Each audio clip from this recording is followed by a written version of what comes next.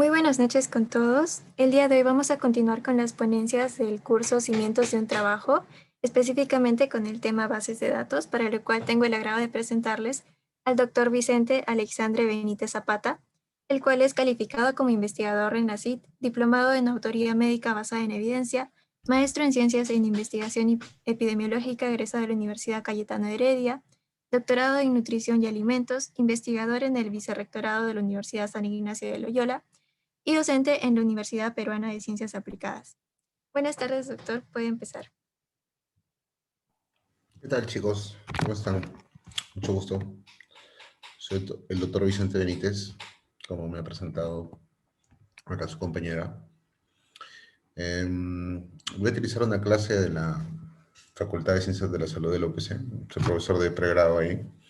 Hace tiempo enseñaba estadística, pero ahora solamente enseño tesis.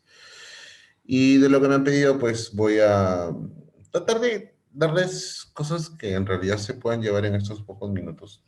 Más bien tengo un problema con mi laptop hoy. Se me está reiniciando cada 30 a 40 minutos. Si por AV se me apaga intempestivamente, voy a volver a entrar, no se preocupen.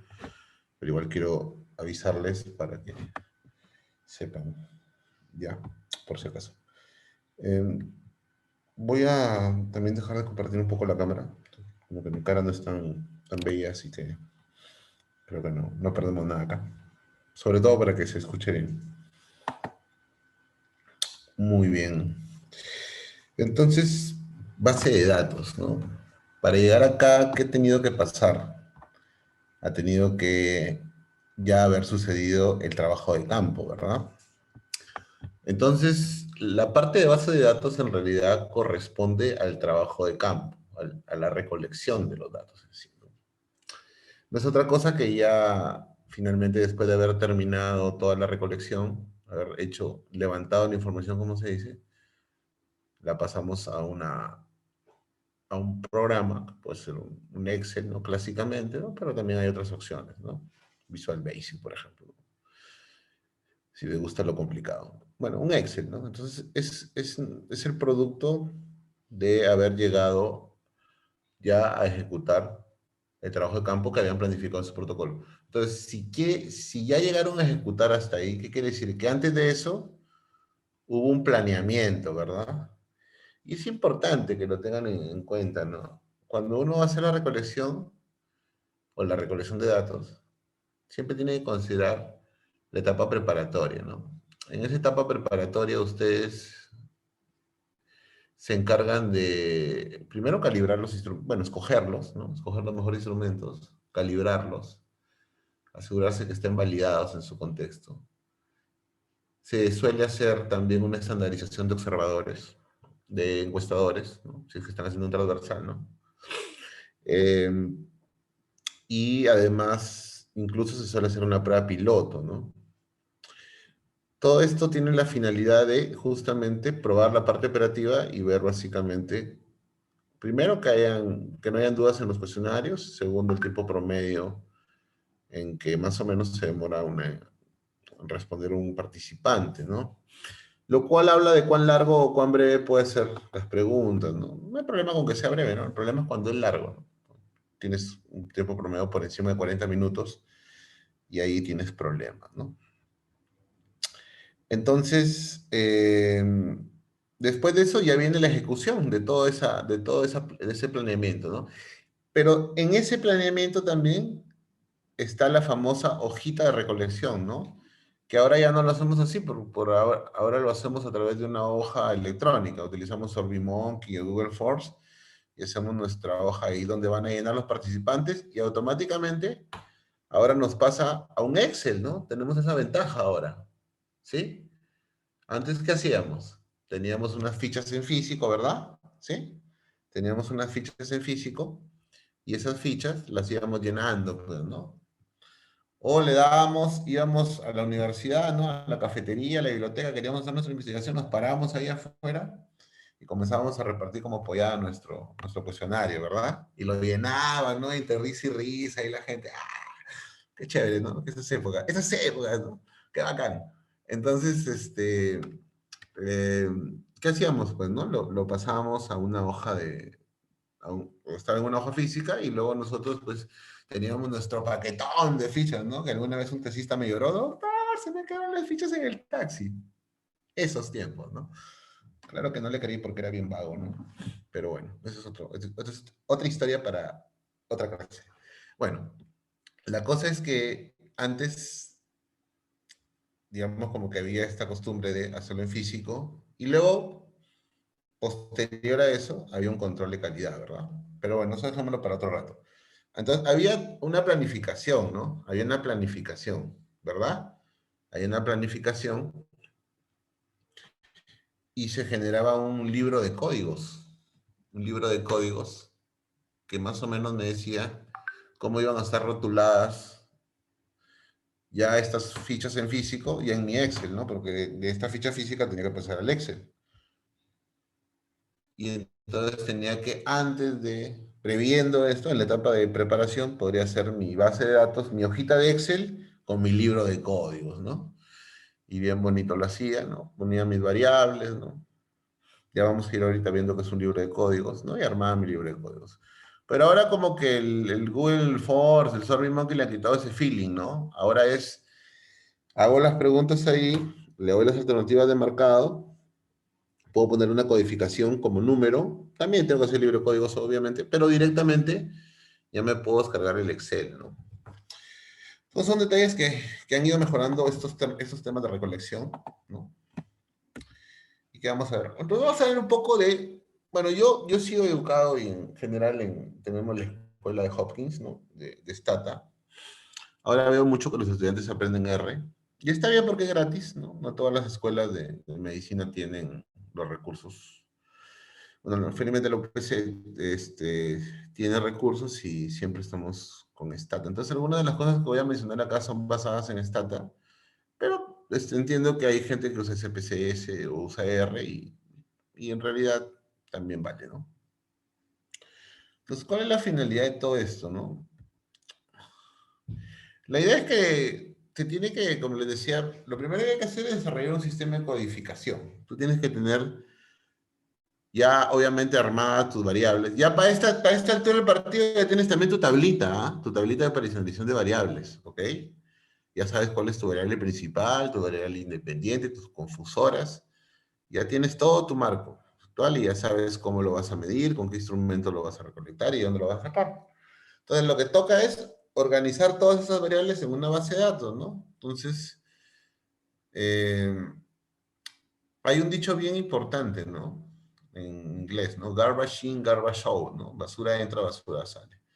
Es importante por eso hacer una buena preparación de la recolección de datos para evitar los sesgos de información o medición, a fin de preservar la calidad del dato, porque si yo meto basura en mi modelo, un dato malo, voy a tener conclusiones también erróneas, ¿no? Entonces, la mayoría de las dificultades se presentan porque se ha fallado o han habido errores en la recolección de datos, ¿no? Entonces, la idea es tener una buena base de datos, ¿no? Que sea una base de datos ordenada, ¿no? Y obviamente, como les decía, ¿no? Todo depende de los pasos previos. O sea, si hoy estoy aquí es porque ya hice un montón de cosas antes, ¿ok? Estamos aquí en este punto de la vida, es porque ya hemos hecho una buena recolección, hemos hecho un buen planeamiento en nuestro protocolo. De hecho, hasta ya tenemos aprobación ética, ¿verdad?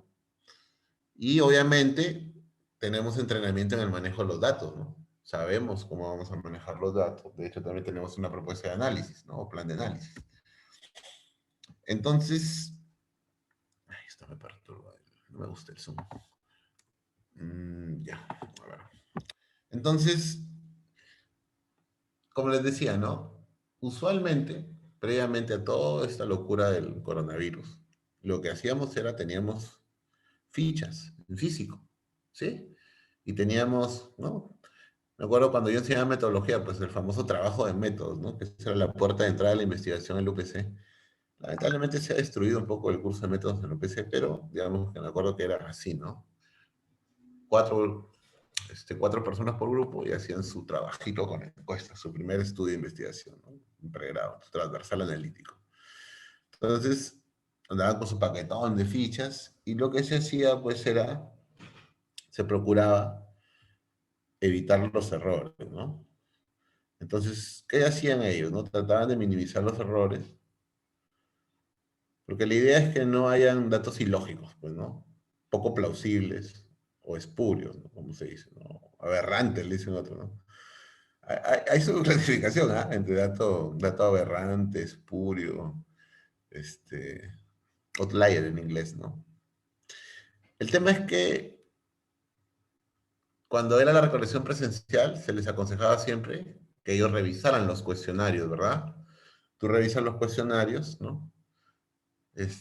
Incluso cuando te lo daban ahí, ¿no? Y te aseguraba de que esté lleno. A veces no lo hacías y con la contingencia, y por eso es importante la contingencia, en el cálculo también muestro, decías, bueno, ya, pues yo espero que el 5 al 10% de los cuestionarios no estén bien llenados o estén incompletos, ya, bueno, eso va al descuento y no pasa nada, ¿no? Bueno, pero lo que sí era importante era que antes del ingreso ya a la base de datos como tal, al Excel, sí también se haga una revisión nuevamente, ¿no? Entonces, que se haga una revisión antes del ingreso para evitar las ambigüedades. La idea es que cada estas fichitas debería tener su propio código, ¿no? No un código un código identificador, pero no algún identificador personal del participante, sino, no puede ser el DNI, por ejemplo, ¿no? Puede ser un código propio del estudio, ¿no? Y se tiene que crear un identificador para cada sujeto en la base de datos. Ahora, este proceso usualmente se sugería que se haga doble, ¿ya? Se haga doble. ¿Para qué se hacía eso? Para minimizar los errores de digitación, justamente. Entonces, ¿qué no aseguraba la digitación doble? ¿No? Doble e independiente, ¿no? O sea, por separado, ¿no? No aseguraba una concordancia 100%, ¿no? O sea, se esperaba que haya una concordancia 100%, pero siempre iba a haber discordancias, y era porque siempre pues, puede haber errores de ingreso, ¿no? Entonces, la idea era minimizar estos errores. Ahora, como la hoja es electrónica ahora, en realidad ya no se hace este proceso, porque automáticamente lo que hace es bajar. Te bajas el... Me perturba esto de que cada rato está entrando gente. Deberían poner una hora de tope. La puntualidad es importante. Bueno, entonces decía de que antes, digamos, se hacía este ingreso por separado, ¿no? Y lo que se procuraba era, pues, que no haya discordancias, ¿no? Y si las habían, se resolvían las discordancias, ¿no?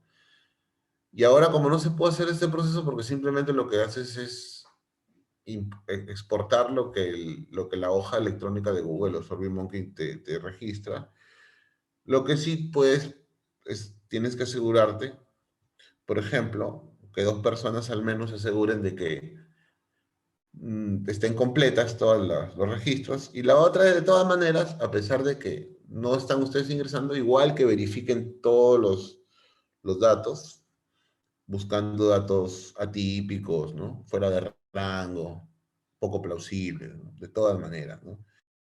Que se haga esa verificación doble. A pesar de que ya no es la doble digitación, sino más que una doble digitación, ya es una doble verificación, ¿no? Un double checklist, ¿no? O cross-check, ¿no? Doble cross-check en inglés. Me gusta el inglés. Bueno, esa es una discusión que no tiene el caso hoy. No estamos enseñando Stata. Pero lo bueno de Stata es que tiene la posibilidad, y no sé si R u otros paquetes la tienen, pero Stata puede comparar dos bases de datos. Cuando hacíamos la doble digitación antes, Stata te permitía. Por ejemplo, yo le decía al curso de tesis, ¿no? El tesista 1 y el tesista 2. Los dos me van a traer su base de datos. Los dos van a digitar sus fichas por separado. Entonces, con esos dos archivos, ¿no? Esas dos digitaciones, el paquete te permite hacer un cruce, ¿ya? Y con ese cruce, tú puedes ver las discordancias, ¿no? Entonces, cuando hay una discordancia, ¿qué se hace? Se va a la fuente original. Recurres a las fichas en físico en esos tiempos, ¿no? Hace un año, en esos tiempos, ¿no? Hace un año recurrías a las fichas, ¿no? Y te asegurabas de que el dato era correcto o no. Ahora, doctor Benítez, ¿qué pasa si los dos se equivocaron? Bueno, pues, qué pena, pues, se equivocaron igual, no hay forma de saberlo. Pues. Es complicado, ¿no? Muy poco probable, ¿no? Pero bueno, es posible también, ¿no? Entonces, Stata te permite hacer esto, ¿no? Utilizando las dos bases, hace un cruce y si hay discordancias, te las reporta. Y con ese reporte tú puedes ir a buscar y ver cuál es el dato correcto, ¿no? Entonces tiene que haber este match, ¿no? Una vez que todas las variables concuerden, ya no tiene que hacer nada, pues, ¿no? Cero reporte porque cero discrepancia, ¿no? Ahora, las bases de datos tienen su distribución, ¿verdad? Generalmente en un modelo, porque hay dos modelos, dos maneras digamos, trabajar la base de datos, ¿no? Lo que le llaman el modo white y el modo long. En el modo white, es el modo clásico, cada columna del Excel es una variable. La edad, el sexo, la educación, qué sé yo, ¿no? Y te pregunta uno, pregunta dos, pregunta tres de tu instrumento, ¿no? Ítem uno, ítem dos, ítem tres. Y cada fila del Excel es un sujeto de investigación, es una persona. Entonces tienes un identificador, ¿no? Uno, dos, tres, cuatro, ¿no? Sujeto uno, dos, tres, cuatro. Cada sujeto es independiente. Ese es el modo white. Pero, ¿qué tal si de la misma persona existen diferentes seguimientos en el tiempo? Lo que normalmente se hace, algunos hacen es ponerlo en columnas, ¿no? Cuando le ponen, por ejemplo, no sé, IMC el 2020, IMC el 2019 y IMC el 2018, suponiendo que el IMC es la variable de seguimiento, ¿no? Pero en realidad lo que se debería hacer es, si se quisiera analizar para un análisis de medidas repetidas, en ese orden de ideas, ya cada fila ya no sería únicamente un sujeto, sino en cada fila se repite el mismo sujeto, pero en diferentes tiempos, ¿no? En un tiempo uno, en un tiempo 2, en un tiempo 3, dependiendo de con qué frecuencia se le esté haciendo el seguimiento, ¿no? Y por cuánto periodo de tiempo. Pero en lo clásico es esto, ¿no? Lo que hemos dicho ahorita, ¿no? Un ID, que identifica al paciente, y columnas que corresponden a las variables, ¿no? Como edad, condición, género, DNI, procedencia, y filas, ¿no? Y filas que corresponden a cada participante. Entonces, cada columna tiene alguna medida, alguna variable de interés, y cada fila tiene información de una observación, comúnmente participantes o pacientes, ¿no? Ahora, puede ser si yo estoy haciendo un estudio ecológico, por ejemplo, y estoy comparando la mortalidad por COVID por distritos o por provincias, por departamentos, entonces ya cada fila no es una persona, sino representa el departamento, por ejemplo, ¿no? Ok, pero esa es la idea, ¿no? Ese es el modo white, ¿no? En el modo long podría haber paciente uno y podría repetirse cuantas veces tenga mediciones de ese paciente, ¿no? Pero bueno, el clásico es este, ¿no? Que es el que más frecuentemente hacen ustedes, ¿no? Ahora, hay que tener en cuenta algunas cosas, por ejemplo, ¿no? Es diferente una variable de un ítem. Por ejemplo, ustedes están usando el PHQ-9, ¿no? Que es un instrumento para medir depresión. La variable, según su tabla de personalización, son síntomas depresivos definidos con un puntaje del PHQ-9 con un valor mayor o igual a 4. O sea, quien tiene mayor o igual a 4 tiene síntomas depresivos. Ahora, pero el PHQ-9 tiene 9 ítems. ¿Y cómo hago entonces? Claro, esos ítems van a estar en mi base de datos, ¿no? Como ítem uno, ítem 2, ¿no? O PHQ 1, 2, 3, 4, hasta el 9, ¿no? Pero esa no es la variable, ¿no? Yo luego tengo que transformar todo ese conjunto de ítems, ¿no? Y convertirlos ya en la variable, ¿no? Que probablemente la variable sería puntaje total, y ni siquiera es la variable, ¿no? Esa es todavía otra columna más que se va a llamar puntaje total, y recién a partir de ese puntaje total, yo generaré una variable, ¿no? Haciendo la categorización con el punto de corte de 4, ¿no? Entonces es importante que se considere todo esto desde el inicio, ¿no? Del ingreso, ¿no? cuando van a generar ese Excel, ¿no? Para crear su base, tiene que considerar todo, tiene que ir esos 9 ítems y una columna extra para el puntaje, y luego que recién va a haber otra columna para la categorización, ¿no? Aunque eso ya se puede hacer luego en el Stata, ¿no? O en el paquete que estén usando, creas una nueva variable. Entonces, les decía, pues, ¿no? Cuestionario puede estar compuesto de varias preguntas, ¿no? ¿Ok? Pero como les decía, ¿no? Dependiendo de la naturaleza de lo que estén midiendo, algunas preguntas están diseñadas para combinarse y formar escalas, formar parte de estas y formar, y formar una nueva variable a partir de esa definición, ¿no? A veces, por ejemplo, puede ser de que algunos cuestionarios, no sé si han visto en la ENDES, por ejemplo, ¿no? Están con una alternativa y si dicen no, le dicen saltar la pregunta y ir a la pregunta, por ejemplo, están en la pregunta 5, saltar a la pregunta 8. Entonces, ese participante que contestó no va a tener datos perdidos en la base de datos. No va a tener respuesta en la pregunta 6 y en la pregunta 7. Pero no es porque no se haya registrado la información, es porque tiene una condición o característica o una respuesta que ha hecho de que se salten esas preguntas, ¿no? Entonces, eso también es importante considerarlo a la hora de cuando se está haciendo el llenado de los datos, ¿no? O incluso para el tema de análisis, ¿no? Hay que considerarlo también. Entonces, eso es importante saberlo y obviamente el que analiza los datos tiene que tener el cuestionario también a la mano pues, para saber cómo pueden ir saltando las preguntas en caso que se dé esa posibilidad, ¿no? Como les decía, ¿no? También una variable puede configurarse a partir de varios criterios, ¿no? O puntajes, ¿no? Como les decía con el PHQ-9 o el IPAC 7, ¿no? Que al final tú calculas los METs, ¿no? Que es la unidad de medida para ver cuánto has hecho ejercicio físico en la semana. Y a partir de los METs puedes categorizar en actividad física moderada, leve, moderada y alta, ¿no? Entonces, le decía que también era importante que ustedes tengan un libro de códigos, ¿no?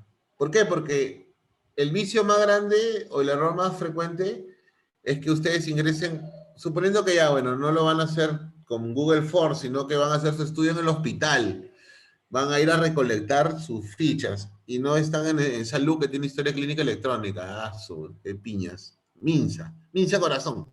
Entonces están en el 2 de mayo, ¿no? En María Auxiliadora, en Caetano Heredia, ahí en Loaiza, ahí están ahí buceando en el archivo y invitándole poquito a la brasa del archivo, ¿no? Entonces ahí, de todas maneras, tiene que tener su ficha en físico. ¿Y el error más grande cuál es, no? Que meten las variables categóricas con letras. ¿No?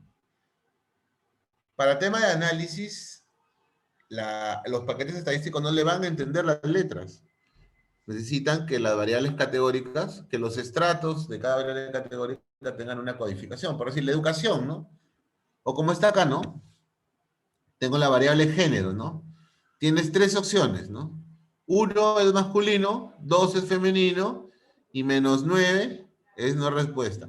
Por ejemplo, esto, para los que utilizamos Stata, no lo recomendamos. Cuando alguien no responde algo, es mejor ponerle un punto a veces, ¿no? Ese -9 podría confundir. Ok, si no estamos bien acostumbrados con ese tema de los datos, ¿no? Entonces,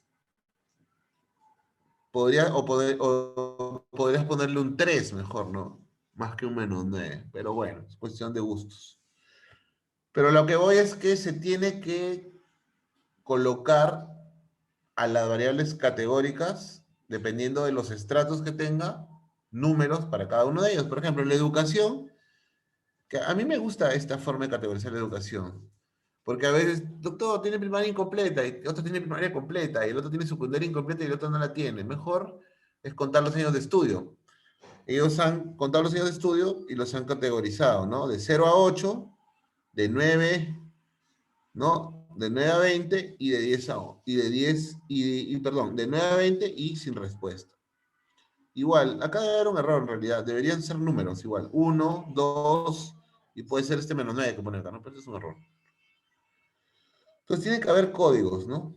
¿Por qué? Porque estos son los códigos que ustedes van a ingresar en las columnas. ¿ok? En cada fila.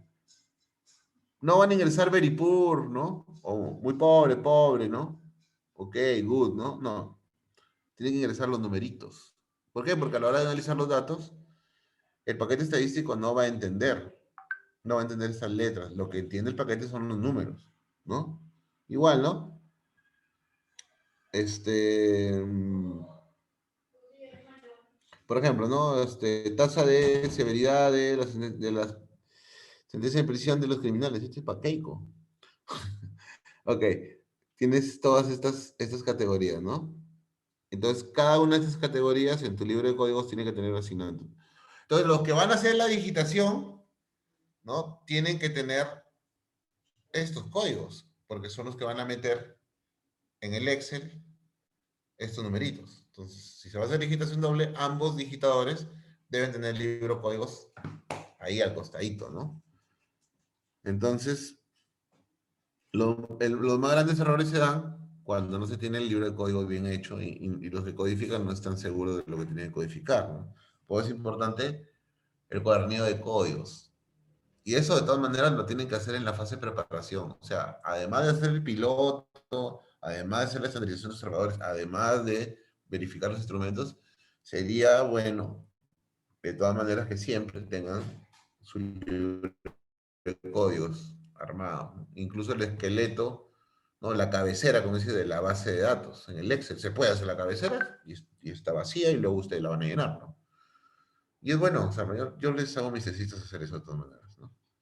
Ahora luego tu Excel la puedes importar Stata, ¿no? Y ahí en Stata puedes hacer lo que les decía, ¿no? La verificación de la doble digitación, ¿no? Rufo, ¿no? Eh,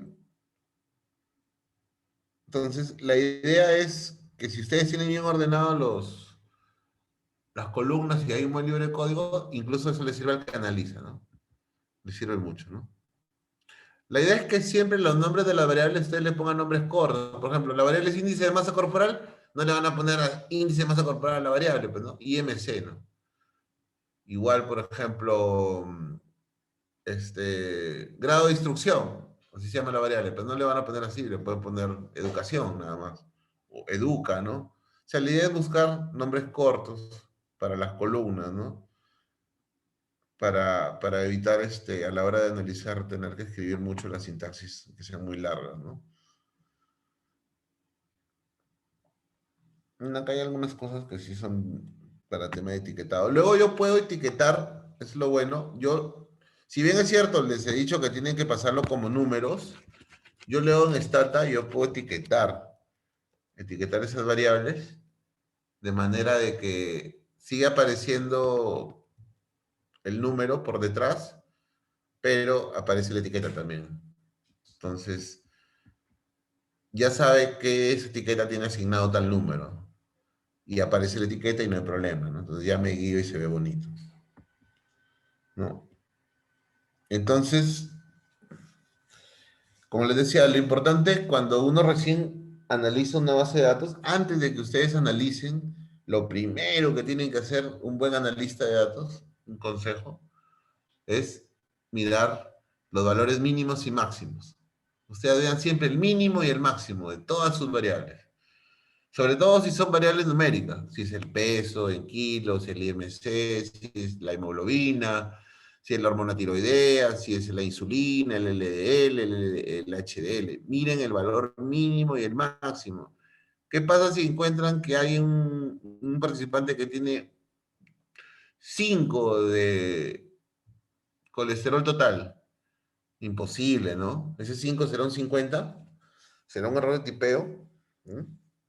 Entonces, ese es un problema, ¿no? Y ahí habría que verificar la fuente original, ¿no? Stata me puede permitir, con el comando codebook, ir mirando estos valores, por ejemplo, ¿no?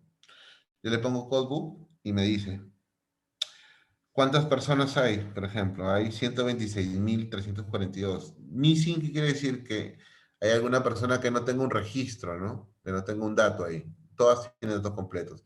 Los dos únicos valores posibles para esta variable son dos, el 0 y el 1. Habría que mirar el libro de códigos y ver quién es 0 y quién es 1. Y como acá han creado las etiquetas, miren, además han creado las etiquetas, o sea, lo han ingresado así, porque así lo tenían que ingresar, pero luego le crean una etiqueta, entonces, y obviamente esa etiqueta está en concordancia con el libro de códigos. Entonces, en ese libro de códigos, 0 era mujer y 1 es hombre. Perfecto. Le dicen la regla del palito, le decían antes. Muy bien. Ahora, por ejemplo, ¿no?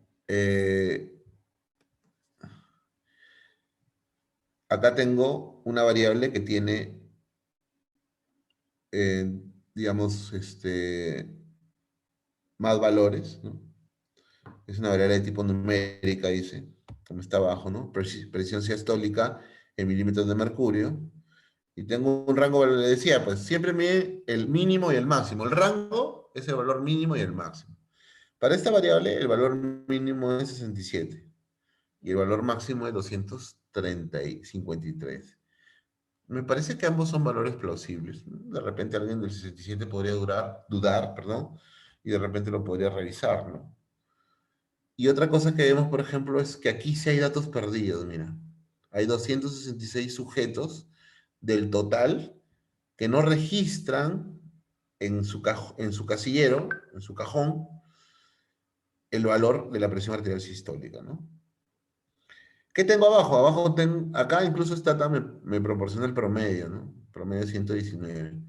Recuerden que el promedio es un valor que se influencia mucho por los valores extremos, ¿no? De ahí mirar siempre esto. ¿Qué tal si acá hubiera un cero? ¿Hay alguien que pueda tener presión sistólica cero? Imposible, ¿no? Habría que eso sí buscarlo. ¿No? Y acá yo puedo mirar incluso los percentiles, ¿no?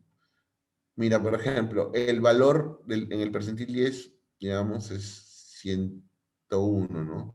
La mediana es 117.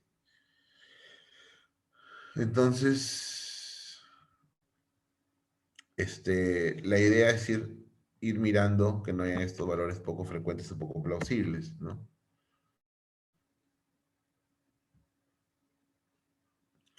Ahora, yo puedo utilizar ya una vez que está dentro la base, puedo comenzar a hacer cruces simples y ir mirando, ¿no?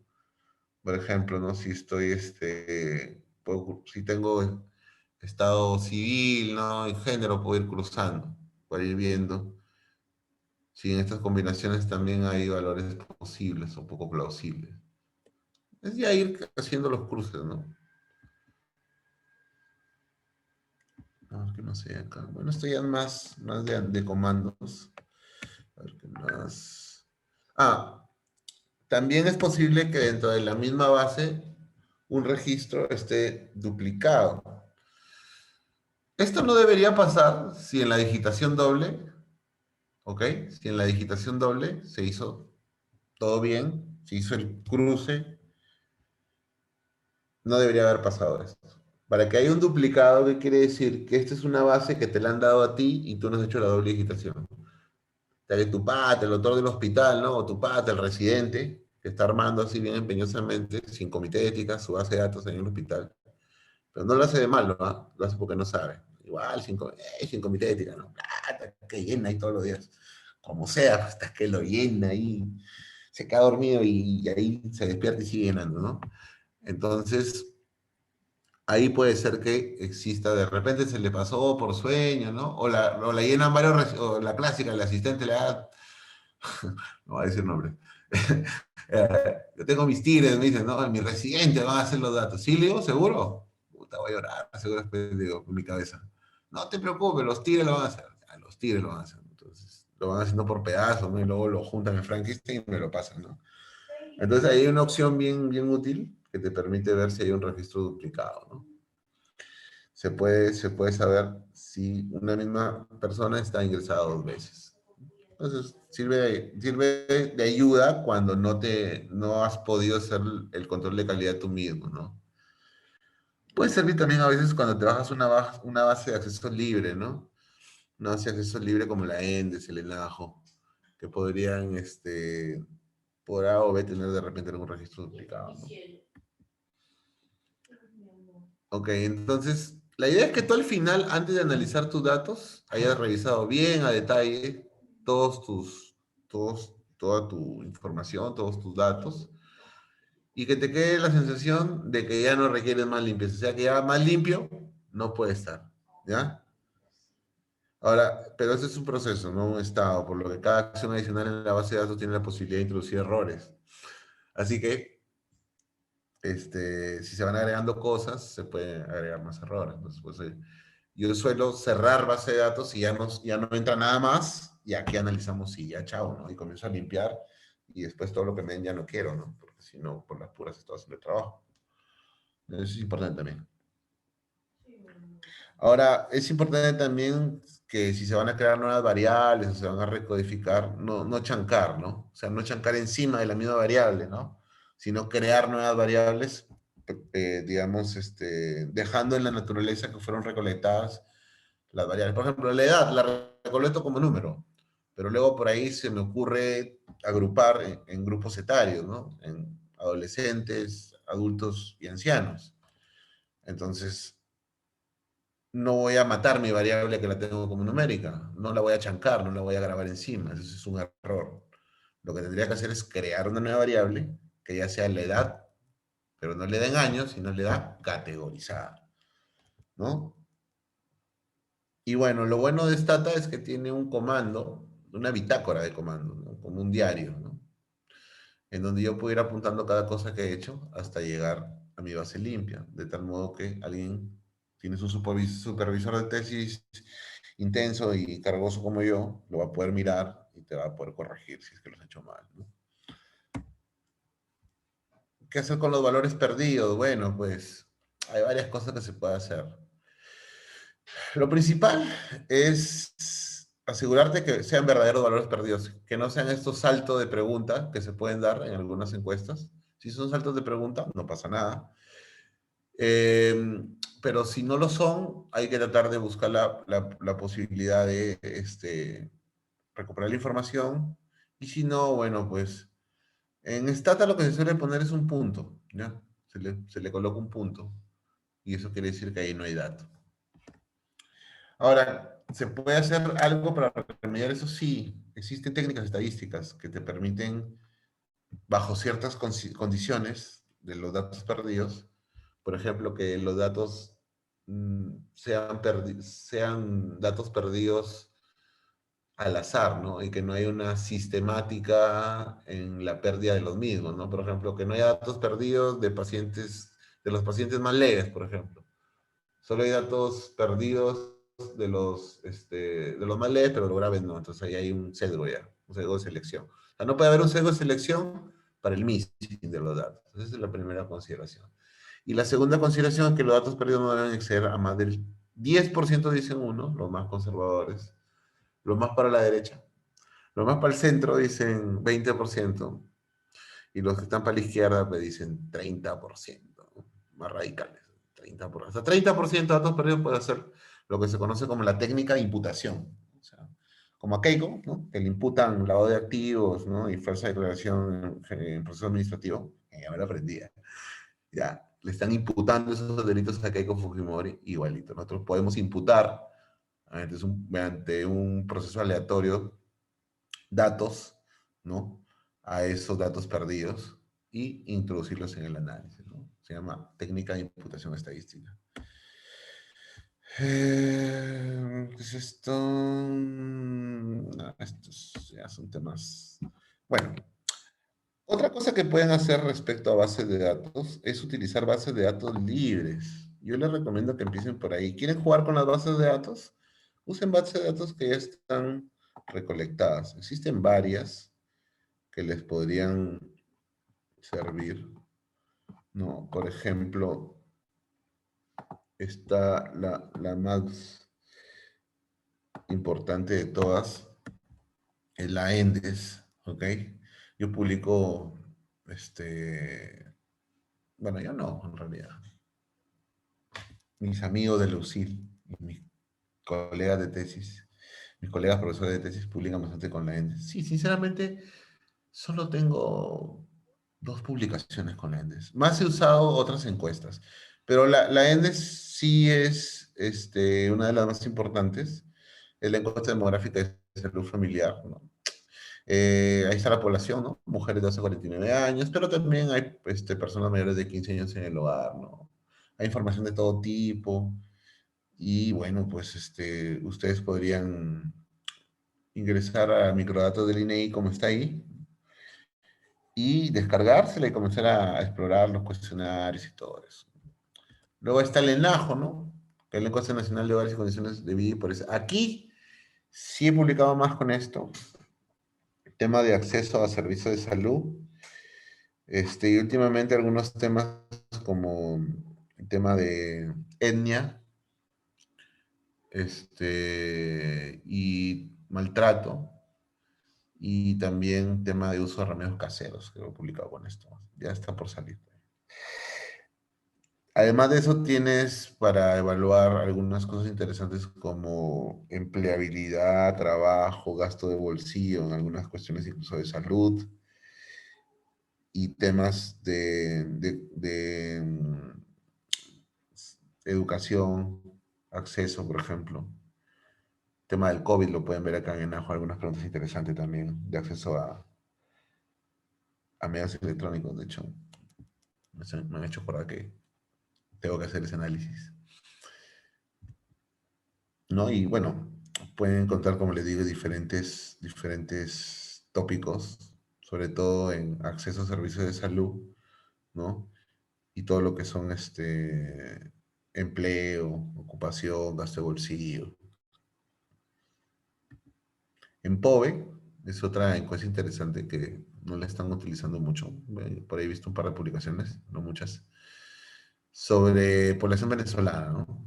Y tiene pues cuestionarios sobre características de la vivienda, miembros del hogar, migración, salud, educación, empleo, discriminación, género y victimización.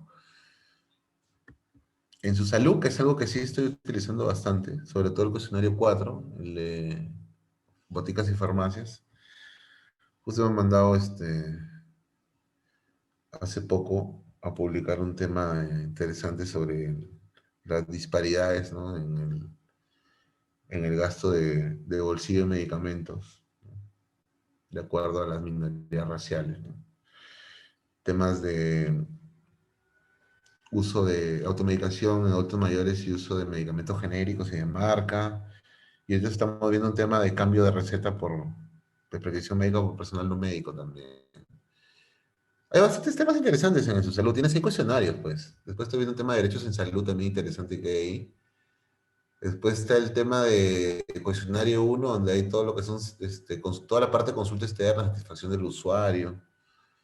También está bien interesante para ver, ¿no? Y hay incluso un cuestionario de emergencia que casi nadie lo usa, de servicios en la emergencia. Pero esos son temas más de salud pública, ¿no? Más de gestión de la salud, servicios de salud, acceso a servicios. Aunque el tema de automedicación sí es un tema netamente de salud pública, ¿no? Es un tema interesante también. Hay una encuesta en los penales también, si les interesa ver tema de hacinamiento, tuberculosis, ¿no? Y bueno, algunas cuestiones asociadas con la criminalidad, ¿no? La encuesta LGTBI es una encuesta bien interesante también, ¿no? Donde ustedes pueden evaluar algunas consideraciones respecto a cuestiones demográficas, ¿no? Temas de sexualidad, entorno familiar, discapacidad, empleo, unicidad, ¿no? Discriminación, violencia. Tema de los derechos LGTBI. ¿Mm? Creo que ese va a ser mi siguiente paper, ahorita que lo estoy mirando acá, ¿ya? No se copien, por favor. Y no, es libre, ¿ah?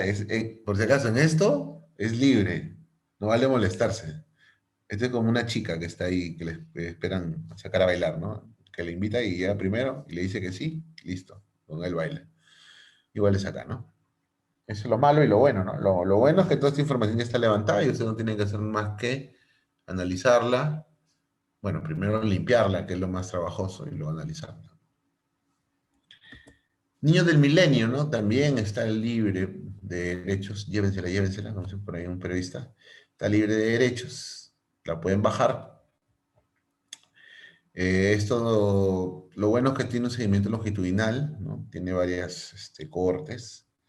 Tiene una corte mayor y la famosa corte menor. Y pues ha sido hecho en varios países, ¿no? Etiopía, India, Perú, Vietnam. 15 años de seguimiento, temas de nutrición, sobre todo temas de nutrición, antropometría, temas de salud pública también. Bastante interesante. Listo. Esto y creo que ya no hay más para dar. No hay nada más para dar hoy día, muchachos. Se acabaron mis 20 céntimos de educación para ustedes. Listo. Preguntas, comentarios, dudas, murmuraciones. Fujimori nunca más.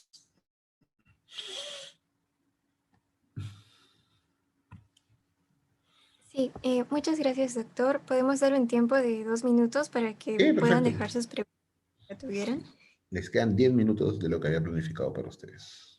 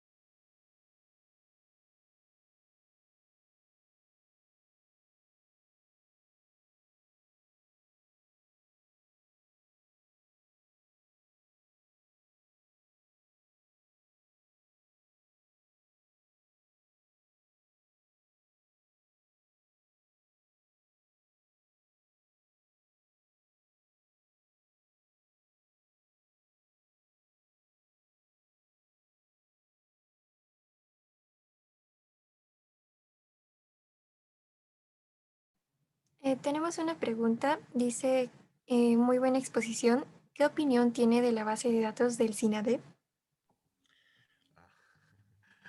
Bueno, entiendo que ha mejorado ahora el registro, ¿no? Con nueva definición que se ha dado. De hecho, yo estoy queriendo evaluar el tema de la eficiencia del gasto público y la mortalidad, ¿no? Quiero ver si ser eficiente en el gasto público se asocia con menor mortalidad, ¿no? En el departamento del Perú.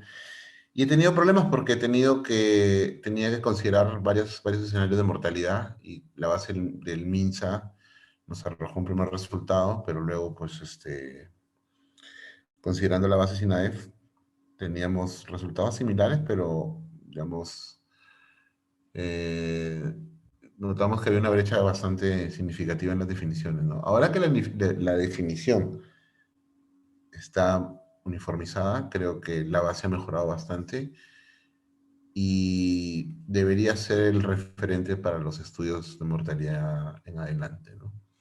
Ahora, faltan más cosas, ¿no? Yo creo que en la medida que hagamos un esfuerzo como país de tener registros electrónicos de nuestras historias clínicas, esto podría traer pie a tener información también individual de cada participante, una información clínica relevante que permita análisis de datos más finos, ¿no? Porque finalmente, hace poco, por ejemplo, ahorita salió un paper publicado, ¿no? Está mi pata el doctor Arroyo, sobre diferencias en la mortalidad, ¿no? Y han utilizado la vacuna F. Imagino que la han utilizado todavía cuando tenía estos problemas, ¿no? Vamos a preguntarle. Pero igual, o sea, pienso que es lo que se tiene que utilizar ahora, porque ha mejorado. La definición que han logrado ha sincerado las cifras y digamos que por ahí deben partir si es que quieren analizar mortalidad en COVID, ¿no?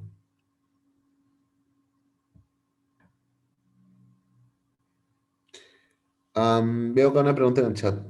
Dice, buenas noches, buenas, en la codificación de los datos importa este orden. Por ejemplo, si coloco Ya, cero primaria inferior. Sí, importa, depende. Sí importa si es que vas a hacer regresión. Si vas a hacer modelos de regresión, y por ejemplo quieres ver factores asociados, y tienes una variable que tiene más de un estrato, como la educación, que tú bien la pones, y tú quieres comparar, por ejemplo, ¿no? Que quieres que tu comparador sea primaria, y quieres comparar primaria contra secundaria, y superior contra primaria, ¿no? O sea, la base, la referencia de las regresiones para tu medida de asociación, para tu PR, para tu RR, para tu OR, va a ser primaria, ¿no? Y para que sea primaria sí tiene que tener el cero, pues, ¿no? Ahora, si quisieras que sea superior, tendrías que invertir los números. Inviertes con superior, empiezas con el cero y luego lo que sigue, ¿no? Ahí importaría la codificación. Sí importa para regresión. Si tienes más de dos categorías, va a importar porque el que tenga el menor valor va a ser considerada la categoría de referencia para las comparaciones y la generación de las medidas de asociación. Entonces, sí, sí importa. Ahí sí importa. Ahora, al momento de realizar comparaciones tipo chi cuadrado, t-students, no importa el orden. Pero para regresión, definitivamente sí te va a interesar el orden. Buenas noches, recomiendo usar una base, por ejemplo. Sí, sí, de hecho sí. Hay varias tesis bonitas de UPC han salido de la ENDES y es tranquilamente factible utilizarla, ¿no? Buenas noches, muchas gracias por la ponencia. Yo pretendía hacer una investigación de mortalidad materna. ¿Qué recomendación podría darme con respecto a bases de datos para mortalidad materna? Mortalidad materna. La verdad no podría ayudarte ahí. No, entiendo de que hay datos, pero son datos agregados que reporta el MINSA anualmente y mensualmente, ¿no? Hay una vigilancia, pero no hay cifras desagregadas, o sea, todas son datos ecológicos, son datos agregados. Entonces, no hay una base tipo ENDES, ¿no? Que te permita hacer un estudio de toda la mortalidad, por ejemplo, ¿no? Y sus causas de repente, ¿no? Ahí sí vas a tener que de repente ir a hacer una recolección primaria.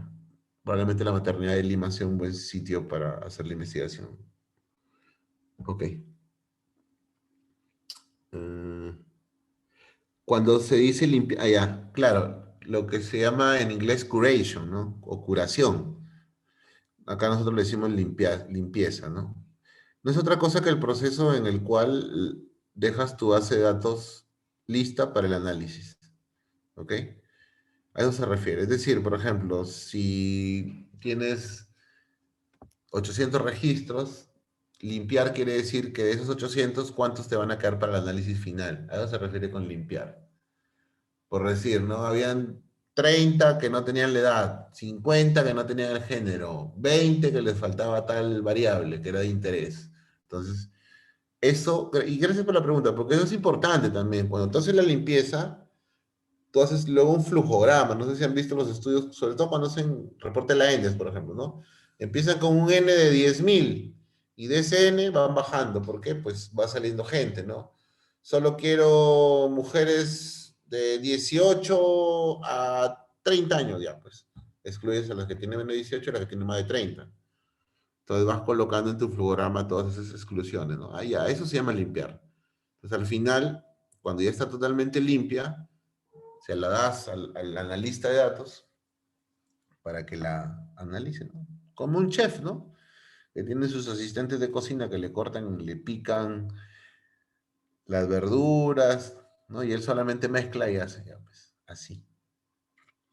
Así me enseñaron a mí, alguna vez limpiaba y limpiaba, y ahora nada más cocino, ¿no? Estudiantes de medicina que se encargan de esa parte. Pero sí se aprende, pues. Y se aprende bastante. Así que si quieren, me buscan y vemos algo bonito para hacer. Bueno, chicos, ya no tengo tiempo para más. Tenía 10 minutos para conversar con ustedes adicionales. Espero que les haya servido. Los felicito por seguir en este tema de la investigación, por interesarse y espero pues que las capacitaciones que están haciendo les sirva para que puedan ingresar al mundo de la investigación. Los invito cordialmente a prepararse para postular a nuestra estancia de verano, tercera edición, que bueno, pues vamos a hacer una ampliación de vacantes, pero igual va a estar peleada, muchachos, ¿ah? El año pasado, les cuento, hubo 100 postulaciones y solo teníamos 40 vacantes. Y esta vez estamos conversando a ver si lo subimos a 70 vacantes. Y estoy seguro que se van a presentar un montón de gente porque también van a competir con gente del extranjero. Bueno, los dejo. Cuídense. Un abrazo. Que tengan bonita semana. Hasta luego.